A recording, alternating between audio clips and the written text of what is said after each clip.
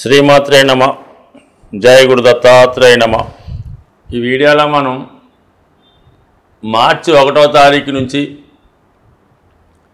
15వ తారీఖు మధ్యలో జరగబోయే పక్ష ఫలితాలు మేషరాశి వారికి ఏ విధంగా ఉండబోతున్నాయి అని పరిశీలించినప్పుడు మేషరాశి వారికి ఈ పక్షంలో ధనయోగాలు చాలా అద్భుతంగా ఏర్పడడం జరిగింది. ముఖ్యంగా ఈ రాశికి అత్యంత మిత్రుడు పూర్వపుణ్యస్థానాధిపతి అయినటువంటి రవి ఏకాదశ స్థాన సంచారం వల్ల అక్కడ ఉన్నటువంటి వృత్తికారకుడు శనిగ్రహంతో కలిసి లాభస్థాన సంచారం నిజంగా జాతకుడు గత జన్మలో చేసుకున్నటువంటి పుణ్య ఫలితాలు ఈ జన్మలో వృత్తి రూపంలో అధికార హోదా రూపంలో వచ్చే అవకాశం ఉన్నది. ఈ సమయంలో మీరు ఏదైనా కొత్త వృత్తిలో ప్రవేశించడానికి కానీ లేదా మీ పెద్దవాళ్ళు తండ్రి గారు చేస్తున్నటువంటి వ్యాపారంలో మీరు ప్రవేశించడం కానీ లేదంటే మీరు దాన్ని టేకప్ చేసి కంటిన్యూ చేయడానికి ఈ గ్రహస్థితి అనుకూలిస్తుంది.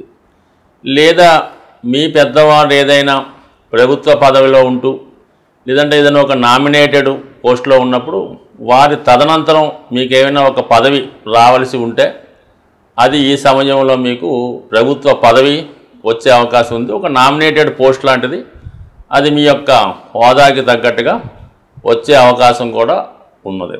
ఇక విద్యార్థులకి నిరుద్యోగులకి చాలా వరకు ఉపాధి అవకాశాలు వచ్చే విధంగా ఈ గ్రహస్థితి చెప్పడం జరుగుతుంది. మీ కొద్దిపాటి ప్రయత్నంతో ఏదో ఒక ఉద్యోగ అవకాశం మీకు రావడం జరుగుతుంది. అందువలన అటు నిరుద్యోగులు కానీ అలాగే కొత్తగా విద్య పూర్తి చేసి వృత్తిలో ప్రవేశిద్దాం అనుకున్న వారికి కూడా ఎక్కువగా అవకాశాలు ఉండడం జరిగింది. ధనస్థానంలో గురువు ఉండడం వల్ల ఏమవుతుందంటే మీకు ఈ సమయంలో ధన సంపాదన పెరుగుతుంది. ఒక నిజాయితీ అయిన మార్గంలో ధన సంపాదించే అవకాశం ఉంటుంది కాబట్టి చాలా వరకు మీరు ఈ సమయంలో వృత్తి ప్రయత్నం చేస్తే జరుగుతుంది. ముఖ్యంగా కుటుంబంలో శుభకార్యాలు జరగడం, కుటుంబ సభ్యులంతా కలిసి ఏదైనా పుణ్యక్షేత్రంలో దైవ కార్యక్రమంలో పాల్గొనడం, ఏదో ఒక శుభకార్యం మీ గృహంలో జరుగుతుంది. గురువు ఏ భావంలో ఉంటే ఆ భావం యొక్క స్థానాన్ని పెంచడం జరుగుతుంటుంది. అంటే కుటుంబ స్థానంలో ఉండడం వలన కుటుంబ సభ్యుల సంఖ్య పెరిగే అవకాశం ఉంది. మీ కుటుంబంలో ఎవరికైనా సంతానం కలగడం కానీ వివాహం ద్వారా కానీ కుటుంబం ఎక్స్పాండ్ అవుతుంది, తద్వారా ఆదాయం పెరుగుతుంది.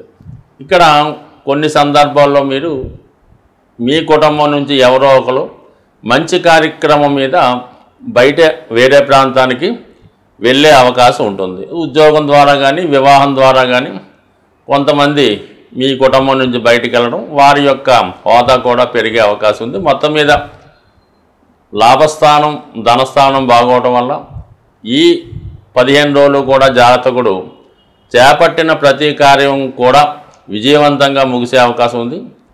ఏ ప్రయత్నానికి కూడా ఫైనాన్స్ ప్రాబ్లం రాకుండా సమయానికి ఏదో విధంగా ధన సహకారం కూడా అందే అవకాశం ఉంటుంది.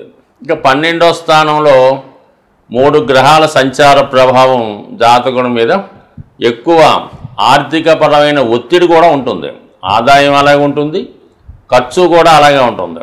అయితే ఇక్కడ శుక్ర బుధ గ్రహాల సంచారం వల్ల మీ యొక్క తోడబుట్టిన వారికి కానీ స్నేహితులకు కానీ సహకరించవలసి ఉంటుంది.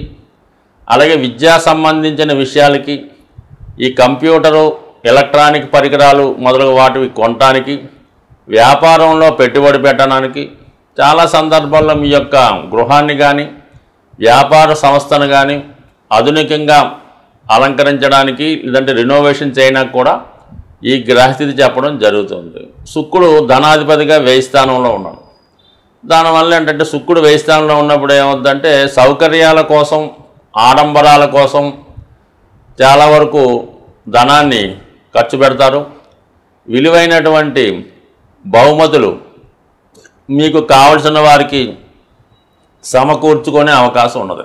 అదే ఈ రాశిలో ఉన్నటువంటి స్త్రీలకి విలువైనటువంటి ఆభరణాలు, బంగారు వస్త్రాలు, పట్టు వస్త్రాలు లభించే అవకాశం ఉంది. కంపల్సరిగా ఏదో ఒక శుభకార్యంలో పాల్గొనడం జరుగుతుంది. చాలా కాలంగా మీరు ఏవైతే వస్తువులు, ఏదైతే వస్త్రాలు కొనుక్కుందాం అనుకుంటున్నారో అవి స్వయంగా మీరు కొనుక్కోవడం కానీ, లేదంటే మీ యొక్క అక్కగారో, సిస్టర్సో, బ్రదర్సో మీకు కొనిచ్చే అవకాశం ఉంది. అలాగే ఇది వివాహ సంబంధించినటువంటి వేడుకలకు కానీ, వ్యక్తిగతంగా వివాహ ప్రయత్నాలు ఫలించడానికి కూడా ఈ గ్రహస్థితి చెప్పడం జరుగుతుంది. ఇవన్నీ అనుకూలంగా ఉన్నప్పటికీ కూడా రాహుగ్రహం 12వ స్థానంలో ఉండడం వల్ల చాలా వరకు నమ్మక ద్రోహం, మోసం జరిగే అవకాశం ఉంటుంది. కాబట్టి ఏదైనా విలువైనది కొనేటప్పుడు కానీ, ఎవరికైనా మాట ఇచ్చినప్పుడు కానీ పరిచయం పెంచుకోవడం వల్ల చాలా వరకు మోసపోయే అవకాశం ఉంది. చిన్న మిస్టేక్కి పెద్ద పనిష్మెంట్ రావచ్చు. కాబట్టి ఎట్టి పరిస్థితుల్లో కూడా ప్రలోభాలకి లొంగకుండా, కొత్త వారితో పరిచయం పెంచుకోకుండా చాలా వరకు జాగ్రత్త వహించండి. ఏదేమైనా రాష్ట్రాధిపతి కుజుడు తృతీయ స్థానంలో సంచరిస్తూ చాలా వరకు మీ యొక్క ప్రయత్నాలకి ఫలితం దక్కే విధంగా ఉంది. ఏ పని ప్రారంభించినా విజయవంతంగా ముగుస్తుంది. వ్యక్తిగతంగా ఎవరి సహకారం లేకుండా అభివృద్ధి కలిగే అవకాశం ఉంది. అటు క్రీడారంగం కానీ, లేదంటే వ్యక్తిగతంగా ఏదైనా ఉద్యోగ ప్రయత్నాలు చేస్తున్న వారికి చాలా వరకు ఈ గ్రహస్థితి అనుకూలిస్తుంది. మొత్తం మీద మేషరాశి వారికి చాలా వరకు మంచి ఫలితాలే రావడం జరుగుతుంది. మనం గోచార ఫలితాలు ఫాలో అవుతున్నప్పుడు, అనుసరిస్తున్నప్పుడు ఏ గ్రహం వల్ల అయితే మనకి ఇబ్బంది కలుగుతుందో తెలుసుకొని ఆ గ్రహానికి సంబంధించినటువంటి పరిహారాన్ని మనం చేసుకోవడం వల్ల ఆ గ్రహ దోషం కొంతవరకు సాల్వ్ అవ్వడం జరుగుతుంది. అంటే మనం తెలుసుకోవాల్సిందల్లా ఈ 15 రోజుల్లో మనకి ఏ గ్రహం ఫేవర్గా ఉంది, ఏ గ్రహం అన్ఫేవర్గా ఉంది. ఇప్పుడు 2 రకాలుగా ఉంది. మనకి ఫేవర్గా ఉన్న గ్రహాన్ని ఇంకా ఫేవర్ చేసుకుంటే అది ఇంకా సక్సెస్ఫుల్గా ఉంటుంది. అన్ఫేవర్ గ్రహానికి శాంతి చేయడం వల్ల కొంత ఉపశమనం తగ్గుతూ ఉంటుంది. మరి అలాగే కుజుడు వల్ల మనకి ఇబ్బందులు వస్తున్నాయి అనుకుంటే, కుజుడు వల్ల ఇబ్బందులు అంటే రుణ సమస్యలు, అన్నదమ్ములతో గొడవలు, ఆస్తి తగాదాలు ఇవి ఉన్నవాళ్ళు సుబ్రహ్మణ్య స్వామి టెంపుల్లో సుబ్రహ్మణ్య స్వామికి తేనెతో అభిషేకం చేసుకోవడం మంచిది. అలాగే భార్యతో గొడవలు వస్తున్నాయి, అత్తవారితో పట్టడం లేదు, అలాగే ఇంట్లో తల్లి కోడల మధ్య పట్టడం లేదు, శుక్రగ్రహ దోషం. శుక్రగ్రహ దోష పరిహారానికి మీరు చేయవలసిందల్లా లక్ష్మీ అమ్మవారికి కుంకుమర్చన చేయడం, అలాగే ఏదైనా పెళ్ళి జరుగుతున్నా, ఎవరైనా అమ్మాయి పెద్ద మనిషి అయినప్పుడు చేస్తున్న ఫంక్షన్లో, అంటే అమ్మాయిలకి సంబంధించిన ఫంక్షన్లో మీరు ఆ ఫంక్షన్లో ఒక 5 లీటర్ల పెరుగు, లేదా చంటి పిల్లలు ఉన్న తల్లులకి పాల సౌకర్యాన్ని కలిగించడం వల్ల శుక్రగ్రహ శాంతి జరుగుతుంది.